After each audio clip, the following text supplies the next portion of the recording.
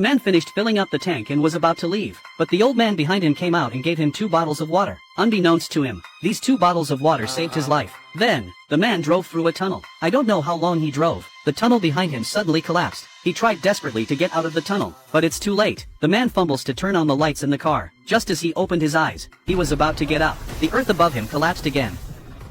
When the situation has stabilized, Mike took out his mobile phone and started looking for a signal. When the call was finally answered, he explained the situation, but the man on the other end thought it was a minor accident. He told Mike to find a safe place to wait. This left the man speechless. After hanging up the phone, he picked up a bottle of water and drank a third of it. Outside, the rescue team was slowly arriving, but when they got there, they were dumbfounded. The whole tunnel had collapsed. Something was wrong. The story spread rapidly. The news was all over the place. There were more than 50 text messages on his mobile phone. Before he could read them, a call came in. It was supposed to be a rescue worker, but it turned out to be the media. They wanted Mike to do a live broadcast for everyone to see. When the rescue sergeant found out, he was so angry. He went straight to the media's car. He yelled at them to hang up the phone. The reporter was even angrier when the story was cut short. This is a nightly scoop. The sheriff wasted no time in grabbing the reporter's phone. He deleted Mike's number and warned the reporter that if he called Mike again, he'd be arrested. The sheriff is still worried that Mike's phone is dead. If he lost his phone, it would be very difficult for him to survive. He personally called Mike to inquire about the situation.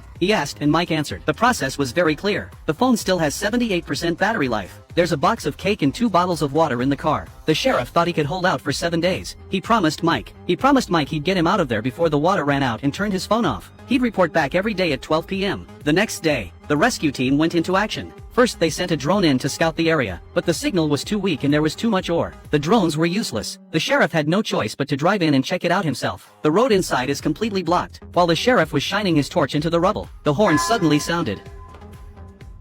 He rushed to stop his teammates. This could have caused the tunnel to collapse again. That's when Mike called. He said he heard the horn. The team honked several more times in excitement. Mike said he heard it again, which meant he was nearby. But the continuous honking has caused a big problem. The tunnel has collapsed again. Debris is suddenly falling and the car is being lifted up. Kim starts the car and speeds back. They make it out of the tunnel without a hitch. The sheriff called to check on Mike. Luckily, he's okay. And this time the phone call. Mike provided a key piece of information. The ceiling fan that fell in front of him had the number 3 written on it. This allowed the rescue team to pinpoint his location and start working quickly. 3 days passed. Mike found something in the boot of the car. A couple of torches, a big bottle of detergent, and a couple of pairs of socks. Mike had nothing better to do than scrub the back of the car. After all, he was going to be staying here for a few days. Suddenly, there was a noise in the rocks behind him. A football rolled over. Mike stared nervously into the air duct, and there was a dog.